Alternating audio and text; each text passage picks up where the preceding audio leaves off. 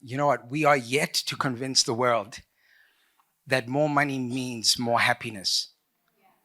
And the gospel has a way of confining the wisdom of the world and making even those who seem like they have nothing live like they have everything.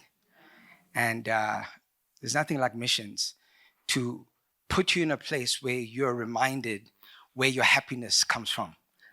And really glad that the team went. So our mission field is not just out there in the beautiful nations of the world. For the majority, if not most of us, our mission field is in our work. Thriving in Babylon is us taking a moment to pause for 10 weeks and speak about work. The first time we did this series, we focused a lot on the theology of work, going from Genesis through different scriptures.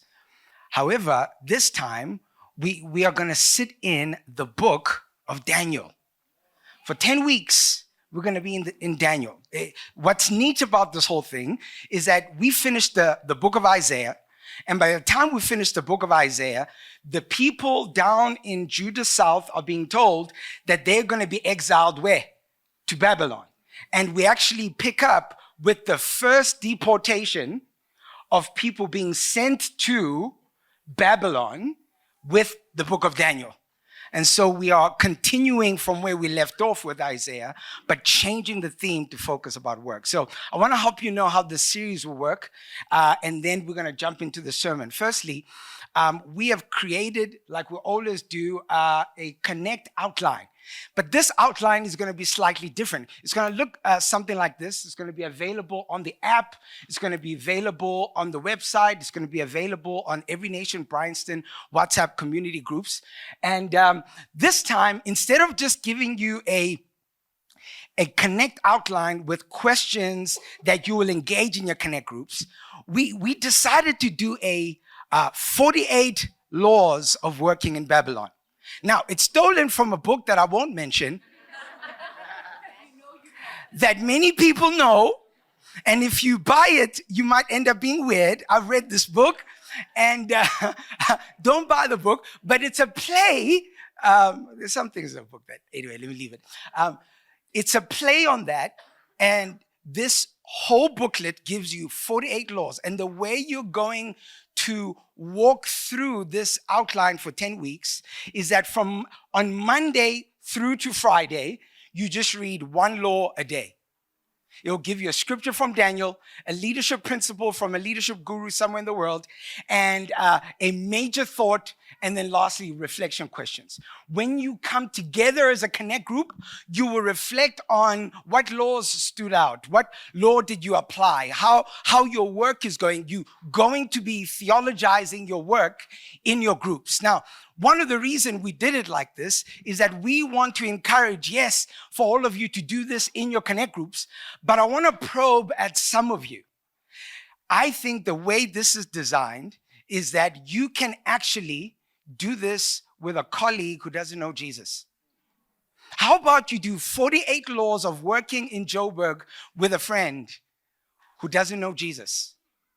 You get an opportunity to explain how the Bible is even relevant to their work environment, to this current cultural context that they're in, with leadership principles of leaders that they know and understand, and reflection questions that can allow them to navigate the same things you are navigating in your boardroom or in your creative studio, whatever it is. I want to encourage some of you to actually start groups at work with your colleagues doing 48 laws of working in Babylon. That could be fun, and it could also be weird, but let's see how it goes. So I want to encourage you to do that, and I think it will be quite neat. So check it out on our app or website or our community group. But so today I'm going to look at Daniel 1, but before I jump into Daniel 1, I've also been away for 2 weeks, not on mission, but on a slightly different mission. The first week I was at Assessment Center. This is it right here with all these folks. And we were assessing future church planters. We take them through a very rigorous process to test not whether they are called to ministry, but to test whether they have the gift mix to start, go back please, they have the gift mix to start a church from scratch and build it up to sustainability? Can they plant a church? In fact, you as a church have supported two of those guys who went to assessment center. One is going to be planting a church out in Durban, and the other one is going to be planting a church out in the townships in the Eastern Cape. And fortunately, both of those got a go, and they're going to be actually planting over the next year and a half. So that's exciting.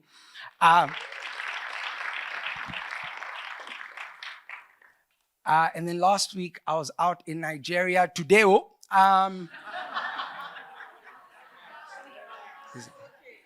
is it wrong?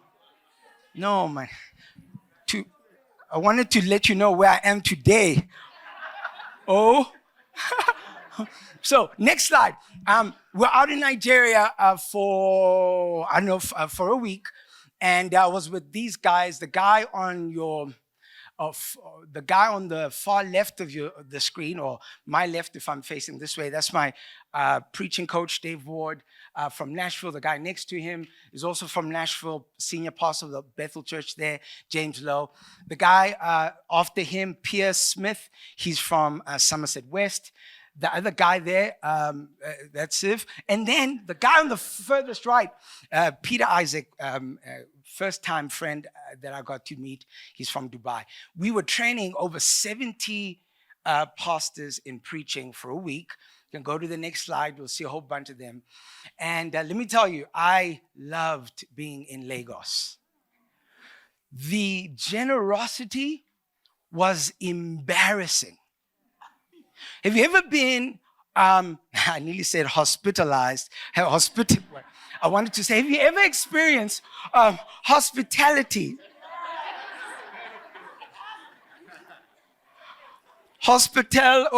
Anyway, have you ever experienced the kind of hospitality that convicted the way you just take care of your own family? Forget strangers, right? These guys were amazing. From the moment we landed, getting out of the airport alone was an experience, to having a military escort because of how crazy it is in the airport, I'm not even lying, to gifts. They gave us so many gifts. I've got a Nigerian outfit here. Hey, I'm telling you. I got a Nigerian outfit. They gave me a cloth. They're like, hey, maybe you might want to make a dress for your wife. I was like, I won't do it, but I'll take the cloth. They gave me another weird little shawl-looking like thing that you can put on that kind of makes you look like you're important. And then they've got this drink called Zobo. Okay, this drink called Zobo, I tasted it the first day I was there, and I thought, oh my word, this is such a nice drink, and I drank a whole bottle of it. I found out the next day that it's a mild laxative. The very first day of the seminar, I knew more about how the toilets look than what we were even trying to preach and teach these guys about preaching. I zobofied so much, didn't touch that thing again. And so they gave me, because I said to them, I want to trick some of my friends with this. And so they gave me ingredients for Zobo as well. It was in a package at home. So if I slip you a drink over the next 2 weeks, that's Zobo. Okay? They gave me so many things that I can't even remember who gave me this stuff. Can you tell the difference in your life between things given to you by God and things not given to you by God? In all that you have accumulated, all that you have gained, are you able to say, this was given to me by God? And are you able to see things that are beautiful but not given by the King? Daniel 1 teaches us of 4 teenagers who knew the difference.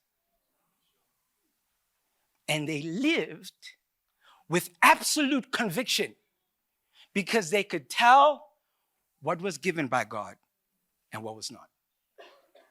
There is no greater place that you need to understand this than your work.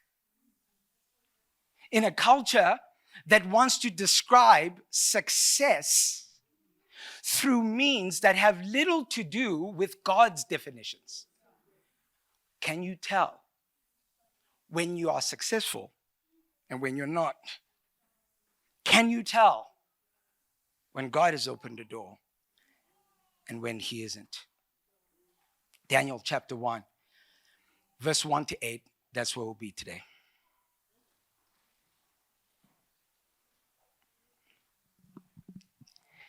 In the 3rd year of the reign of Jehoiakim, king of Judah, Nebuchadnezzar, king of Babylon, came to Jerusalem and besieged it.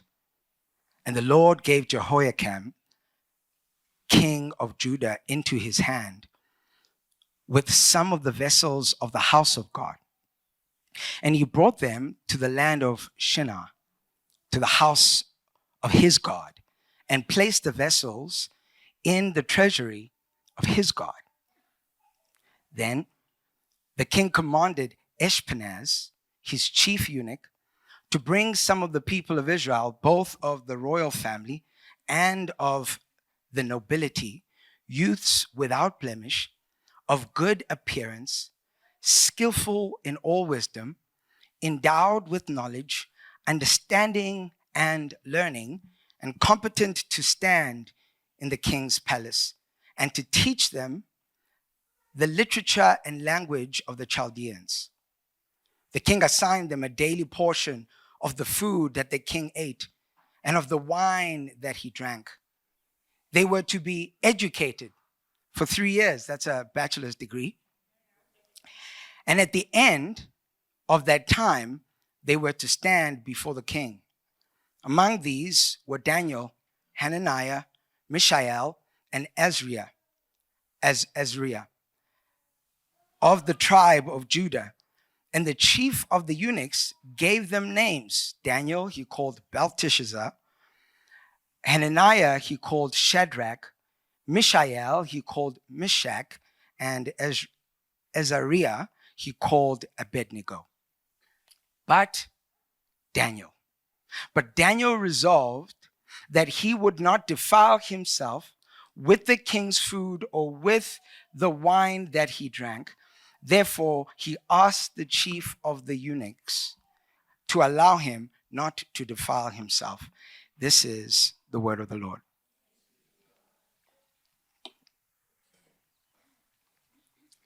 As we come into Daniel, I mentioned that the people of Israel are experiencing some of their first deportations from Judah, which was the kingdom down in the south. And these deportations are taking particularly young youths, young men and women, averaging age 15 to about 22, and sending them out into Babylon. It's the best crop of the people of Judah at the time. And so here they are. And when they get to Babylon, things are so different. But to be honest, things are quite glorious. To understand this, you have to understand the two major, I'll use the word, colonizing figures in that time. The first was the Assyrians. The strategy of the Assyrians was absolute cruelty. When they came to take you over, they would come and annihilate you, kill the man, pillage the woman, literally rape the woman, and then they would take the kids and they would enslave them from a very young age. Okay, one of the records of history tells us that some of the things that the Assyrians used to do, they used to skin the men alive and use their skin as wallpaper in their walls. Okay, so the strategy of the Assyrians was to instill intimidation into their enemies. But Babylon was different. You see, the Assyrians were cruel, but the Babylonians were cunning. What the Babylonians would do, they would come, kill all the soldiers, And then they would take the best of whatever it is they were colonizing or taking over or conquering. They would take the best of those people and watch. They wouldn't torture them or kill them. They would expose them to the beauty and the opulence of Babylon. And they would say, see how beautiful all our stuff really is. And they would try by all means to make you forget the realities of home, because what they wanted to do, the Assyrian strategy was to intimidate you, but the strategy of the Babylonians was to make you love them and desire to be like them.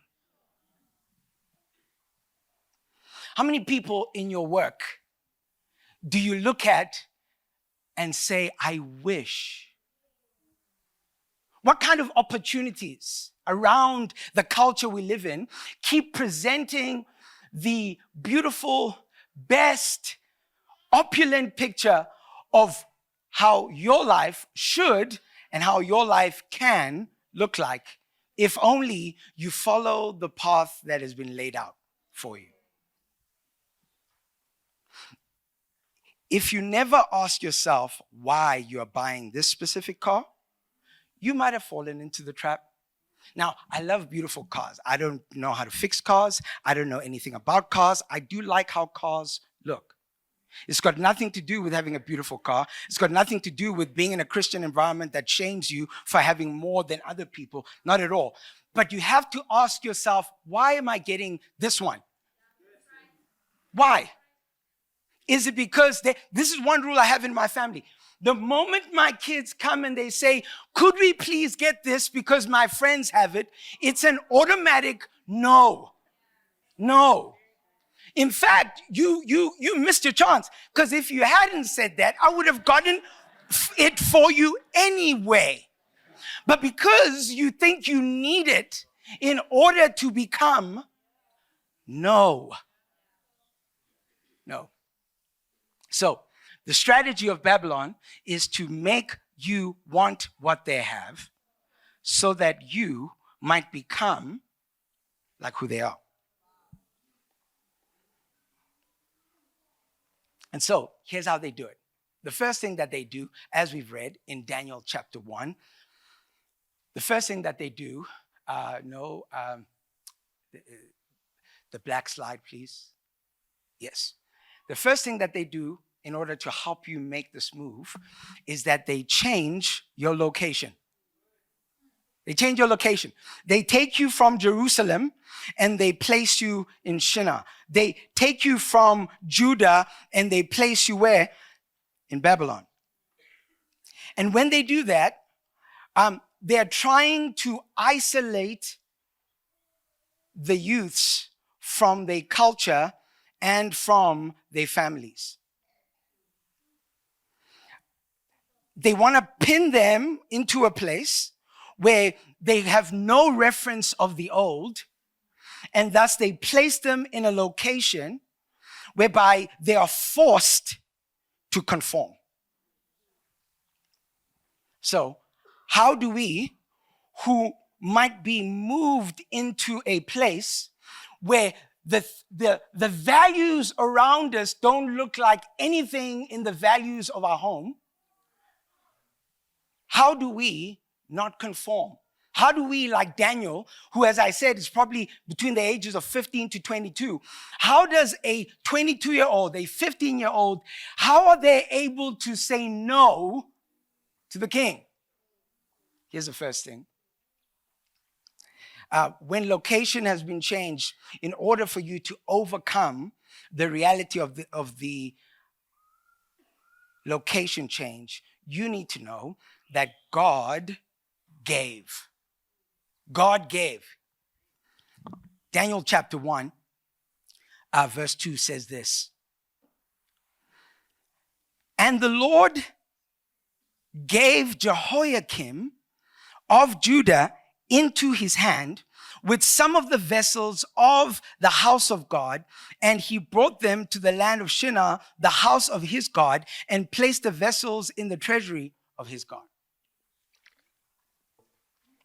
If you're going to survive the location shift, here's what you must know, is that God actually gave Judah over to the Babylonians. The Babylonians did not win over Judah. Okay. Babylonians think they've won, but God knows in his sovereignty, he gave them. If you are going to thrive in Babylon, you must appreciate and know the sovereignty of God of placing you in a place that has no values that reflect your own.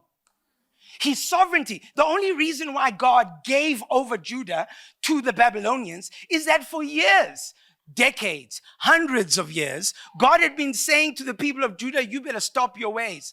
But the people of Judah didn't just want to worship God, they wanted to worship this God called Baal. Now, Baal was the god of rain. If you are living in an agricultural environment, rain is your best way of becoming rich. Baal was their way into wealth. And so they wanted to make sure that they've got the God of the Bible or the God of creation in their corner, but they wanted to safeguard their bank account. And so they also chose to worship Baal. And so God said, all right, you guys are not listening to me. I'm going to annihilate you. And so he released them. He gave them over to the Babylonians. The Babylonians think that they've won, but they haven't won. God is going to work out his sanctification even through judgment. Daniel knows that even in Babylon, he is still under the sovereignty, the power, the rule of God. The change of location did not change the power of his God.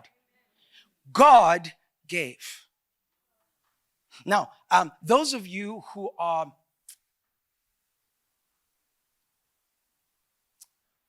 consumers of prosperity gospel, let me help you for a moment.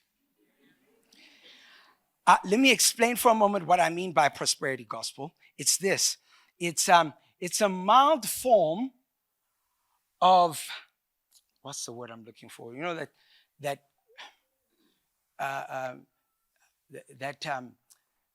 idea where you, if I just think it, it will happen. Yeah. There's manifestation. Yeah, everyone was like, oh, manifestation. It's a mild form. It's a mild form of New Age that says if I just think right, speak right, I will get the thing that I desire. And so the prosperity gospel wing says, I can do exactly the same thing, but my source is God. So all I need to do is just say the word and God will manifest it. And I can just, make sure that I've postured my actions, even my attire, to fit that end. Okay. So here's the problem. What prosperity cannot see, prosperity gospel cannot see, and by the way, those of you who take hold of the poverty gospel, you're in trouble too. That somehow God can't sanctify me in my wealth. He has to only sanctify me in my poverty. If that was the case, so most of the world should be sanctified already. But that whole poverty gospel thing made me lose my track of thought. But the reality of this prosperity gospel is this. See, the difficult things God allows. Because you'll assume that change of location means I might not have done the right thing, therefore there is no power and presence. And now I need to manifest until I get back to the right place so that I can become the right thing. No. Prosperity gospel doesn't help you to see when God allows things in his sovereignty to happen in your life that you didn't want. No one wanted Babylon. But those who lived in conviction knew, I am only here because God gave them. I'm not here because they conquered me. No matter what values are spouted at you, God is in control. God is sovereign. God rules. I chat with guys all the time who are in the art space, and they keep reminding me how dark it is in the art space. Even there is a God who rules, who reigns, who is sovereign. God gave. It's interesting when you read in verse 2, not only does he give them Judah, but he also gives them, so he's not doing this physically by holding the treasures. In other words, God allowed them to take on Judah, to overcome Judah, but he also allowed them to take the treasures from God's house. So watch what Nebuchadnezzar does. Nebuchadnezzar takes the treasures from the house of God and he places it in the treasury of his God in his temple in Shinar. Okay, what's he doing? He's saying, not only have I changed your location, but because I've been able to take the treasures of your God, which, by the way, they did this all the time. Whenever they would take out nations, they would take their treasures and build the altar to their God with the treasures of all the nations. And so what he's ultimately saying is the treasure of the Israel God is now submitted to my God. My God has conquered over your God. The problem with Christianity is that when you serve a God who is able to win by losing, what do? When you serve a God who doesn't mind looking like he's lost so that he might gain the whole kingdom.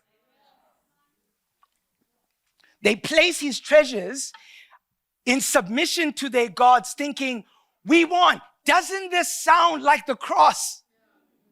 We won. We finally did it. We finally killed him. We finally embarrassed him. But what do you do when God even uses his loss to do the greatest victories of all time? God gave. God is sovereign. In what people might perceive to be loss, in what people might perceive to be less, in what people might perceive to be unneeded in their society, God is still able to be sovereign in your workplace.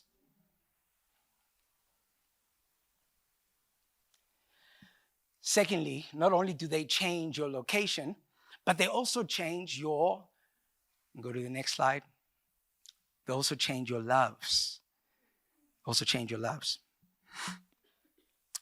It says this in Daniel chapter 1, next slide. Daniel chapter 1, verse 8.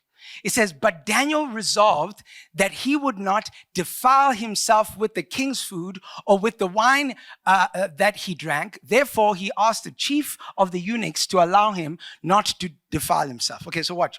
So these young guys are brought into Babylon. They made to see all the opulence of Babylon. And then the king says, I'm going to put them into a new feeding scheme. And the feeding scheme is not going to be food given to the dogs. No. I'm going to give them food from my table. I want them to know what it feels like to taste food from my table. What's he doing? He wants, through the beauty and the opulence of his food, he wants to change their taste buds. He wants them to forget their mother's cooking. He wants them to forget the food that they've been raised up in. He wants to change what they love with the king's food. I've shared the story here before, but it's worth repeating. A number of years ago, I went to South Korea to go scout before I actually moved there with my wife. And I went there with a friend of mine, and we took about a week or two, and we're scouting, praying about the fact that we're going to move to South Korea. We stayed in in a like bunkhouse. It's like where a whole bunch of people are just kind of boarding with backpacks, and we're staying in a double bunker. But one particular night, we got to stay in a hotel, fancy one. I don't know how we got in, but we got in. It was this beautiful hotel. And I remember we both walked in. We're like, oh my word, it's amazing. It's incredible. And then one of us went to the bathroom, and then I don't know who it was, but shouted to the other one, bro, come see. Came in there. I'm thinking maybe there's some chocolate. He's like, bro, look at this toilet. I said, move out of the way. I sat at this thing. This thing could heat itself. Never had such a warm experience. And there's other things it could do that I can't describe, but there was a remote control there, and I could maneuver things. I could make this thing heat. I could do a whole bunch of things there. It was incredible. Never forgot that moment. And I remember distinctly coming home, seeing my wife and going, hey, babe, what a great time, etc. But just give me a second. Let me go to the bathroom. And I sat down at my bathroom. You know when your bathroom has that slight crack in the seat? You know what I'm talking about. Do you know those times when you're sitting on your toilet, and while you're sitting on, it just goes, this. My Lord. And I was sitting there thinking, Lord, come on, man. I had tasted a better thing, and now I disdained my thing. What Babylon wants to fundamentally do is give you a taste of the better things. Not that you would live in the better things, but you would disdain your things. Let's get these young men to love our world, so that when they love our world, they would not remember their own. How do we combat the desire of Babylon to change our loves, to change our taste buds, to change the things we want? Here's how. Next slide. You combat it. Next one after that. By knowing that God has already given. God has already given. Okay, so why do I say this? Daniel says, I don't want to be defiled by this food. We are not told necessarily what kind of food they were eating in the scriptures.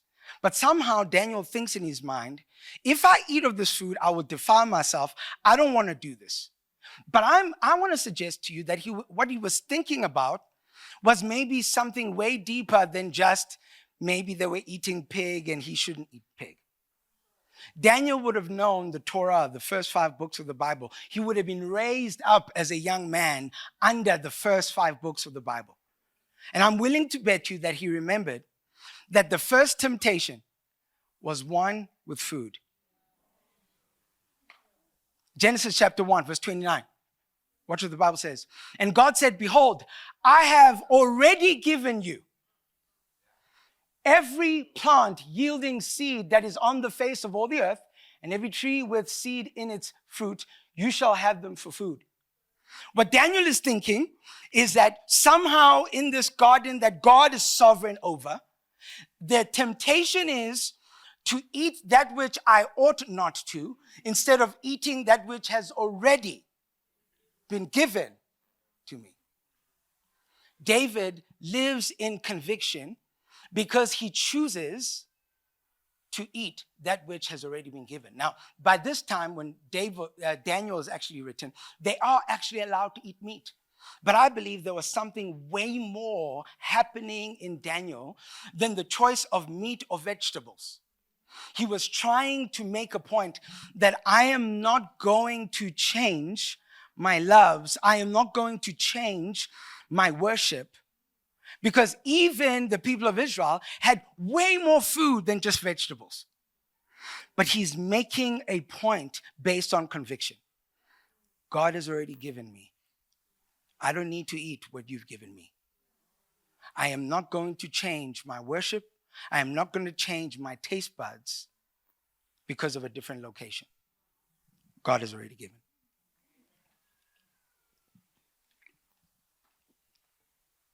I wonder how many of us enter our workplaces with the confidence that God has already given. That whatever might be presented to me, I can actually sit in the reality that God has chosen my time and pre-time to already give me the standards I ought to live by.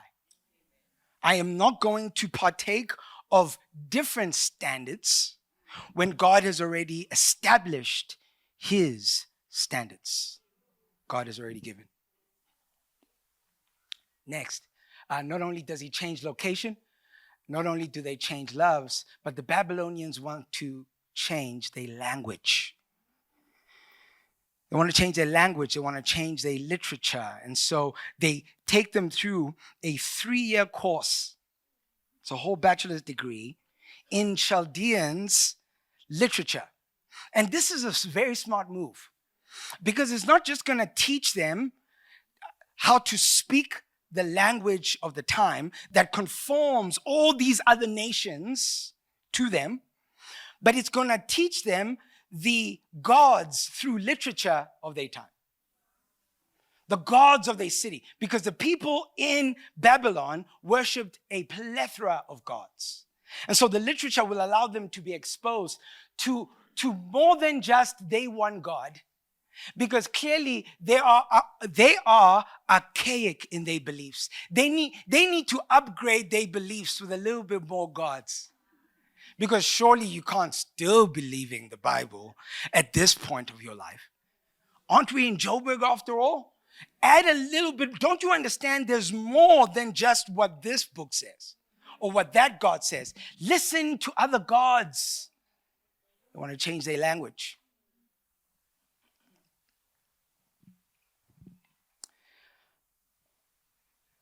The book of Daniel tells us this, that the way Daniel combated this language change is that he understood that not only did God give, which is this idea that he's sovereign, not only did he understand that God has already given, which is this idea that God has already set the standards for Daniel's life, but this time he's convicted because he knows that God gives. Watch. Here's what Daniel says. Go to the next slide. Daniel chapter 1, verse 17 says this. And as for these 4 youths, God gave them learning and skill in all literature and wisdom, and Daniel had understanding in all visions and dreams. Okay, so they're going to teach them the language, but God is going to give them wisdom. They're going to teach them the literature, but God is going to give them the ability to understand dreams and visions. And Daniel knows. He even says it in chapter 2.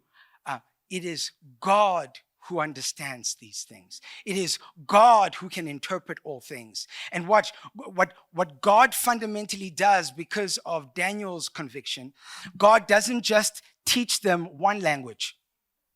He allows them to have a plethora of languages, but also allows them to have a depth of wisdom. One of the reasons we wanted to do this series is I'm convinced that we are profoundly capable individuals. And not only is favor coming to many of us here in this house, but for some of you, favor is already here.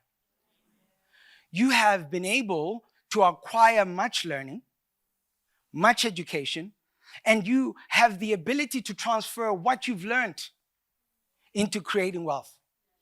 Yet, somehow the Bible tells us that there is a hidden wisdom of God. It can't be gotten through a book. It can't be received through a degree. Please get all of those. Watch. It's not like God said, no, don't learn the Chaldeans because then I'm going to block you out. No. He allowed them to learn that language, But then he gave them way more.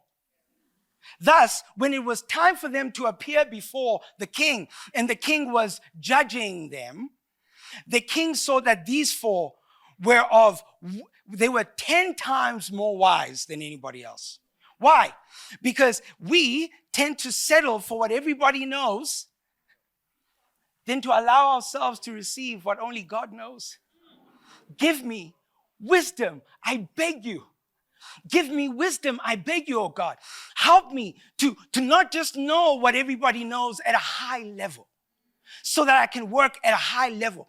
Help me to know what only you know, that which has been hidden from the beginning of time, that can only be revealed through a branch being connected to the vine. Help me, oh God. Help me to gain wisdom from you whilst I still learn the language of the kings.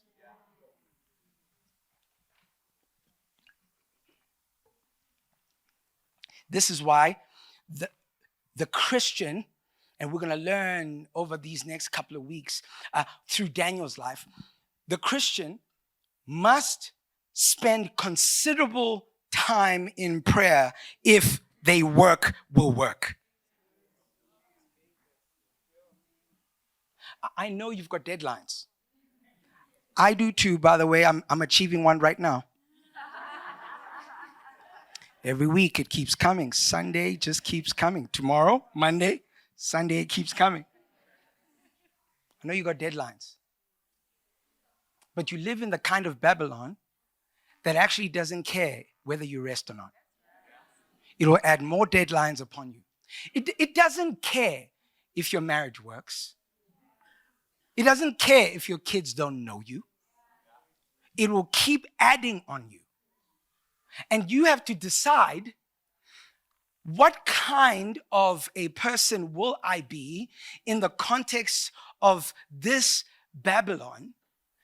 Will I deliberately spend time in prayer because I know I might have the knowledge to do what they're asking me to do, but have I gained the wisdom to do what God is asking me to do in this place with these people in this way? I beg you to not assume that prayer is that thing we do at church on Sundays, or prayer is that thing we do when people are sick, or prayer is that thing we do when we need breakthrough. Prayer is essential for your 9 a.m. meeting, because you are responsible to seek out wisdom and not just live from the knowledge gained by everybody else.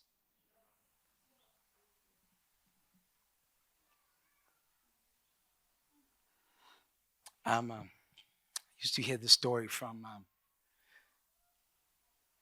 think it was Andrew Titterton who shared this story. I don't know where you were working, Andrew. And I think it was your birthday that one of your children mentioned this. But whatever corporate he was working in, he made a decision. If I'm over-exaggerating, just shout it out loud. He made a decision that every day, if not most days, he would leave at lunchtime to go bath his kids. I'm in Babylon, baby. But Babylon is not in me. It's just not in me. I don't care if through that 1 hour of lunch, I could make that extra network, make that extra connection. I just believe in a God who can do more work when I sleep than when I'm awake. I am going to go bath this smelly child, because Babylon is not in me. Lastly, not only does it change your location, change your loves, change your language, it changes your name. Babylon it's cunning, man. It's wise. You see, it's got a whole progression that by the time it's done with you, you have so owned your name. You've so owned your new identity. And you say it with the right accent. You say it with the right accent whilst finishing that last taste of the chicken you received from the king's table. Whilst enjoying the opulence that is all around you in Babylon, you have been given a new name by the king. Here it is. Here's what Daniel says. Daniel chapter 1.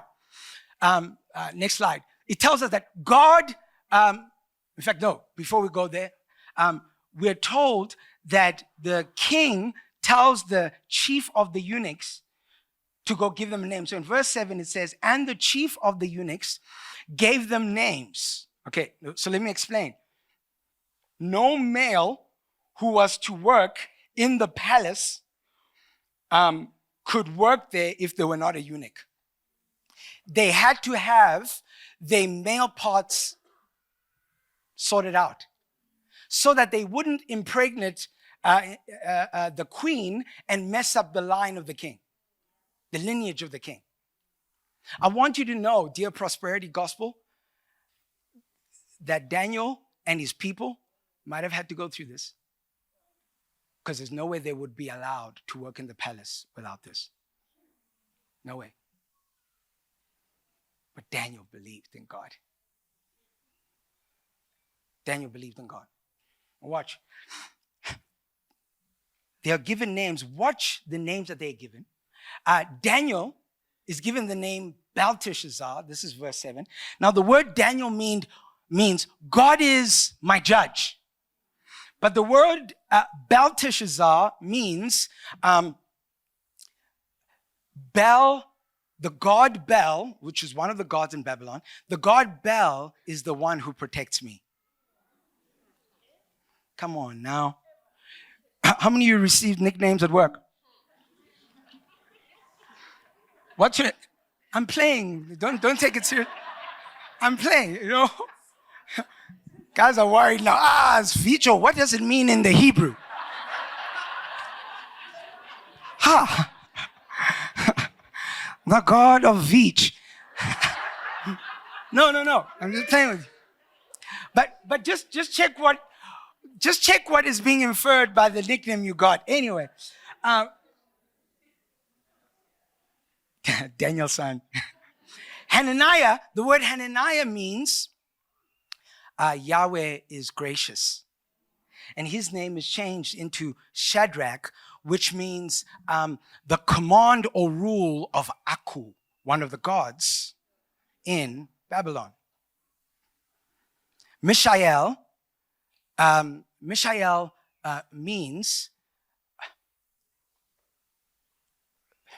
who is like the Lord. And the name he's given is Meshach, which means who is like Aku. I want you to listen to the intentionality. Okay. Lastly, Azariah speaks of Yahweh.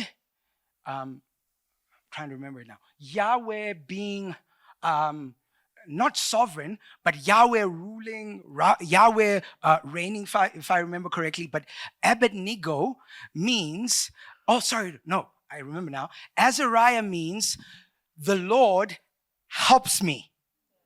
But Abednego means I help Nebo.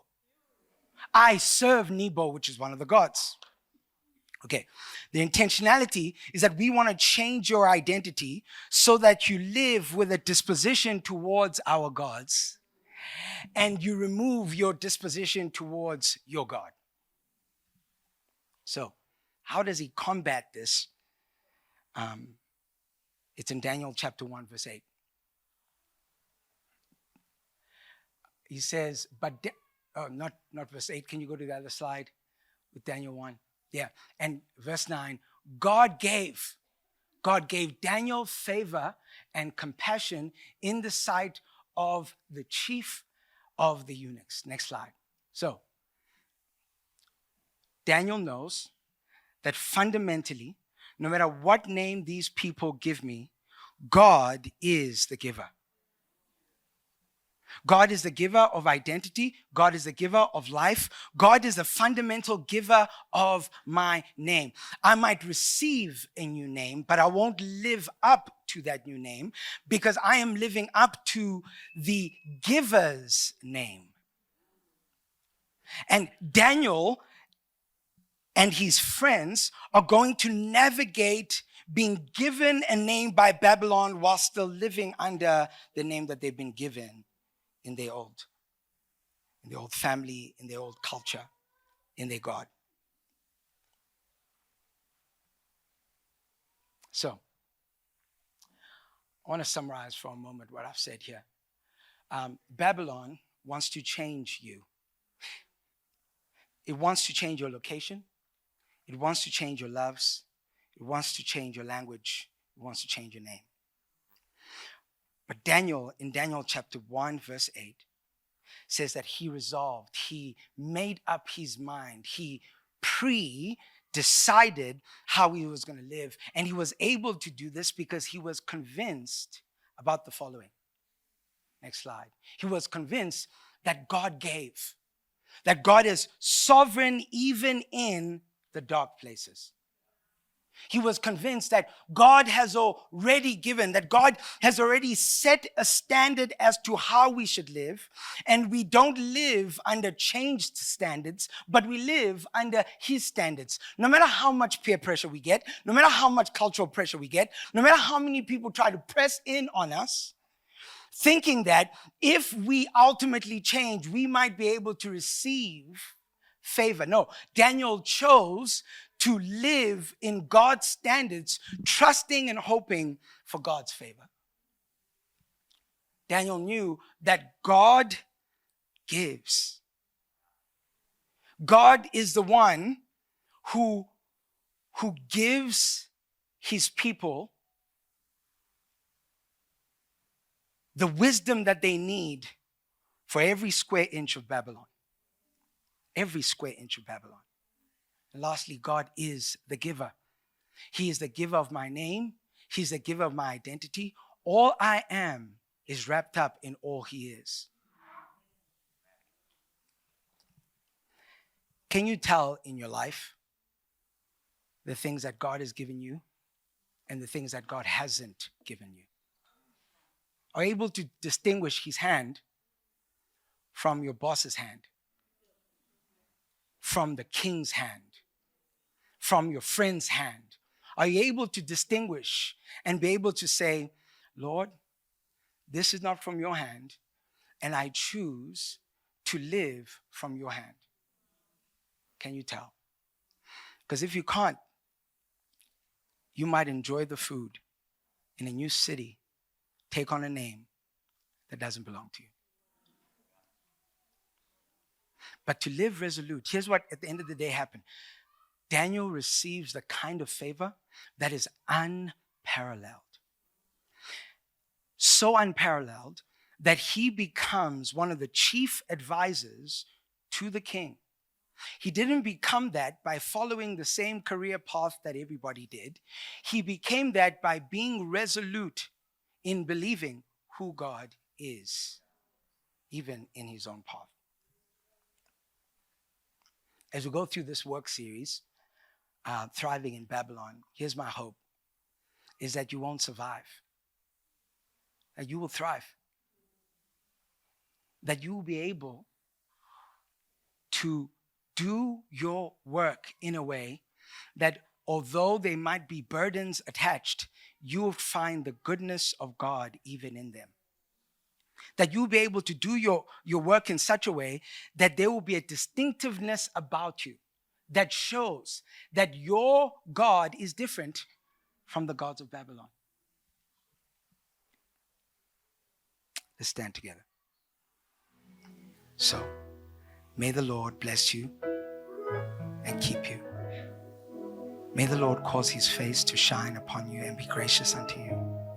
May the Lord lift up his countenance upon you and give you peace now and forever. Amen and amen. All right, bless you guys. See you next week.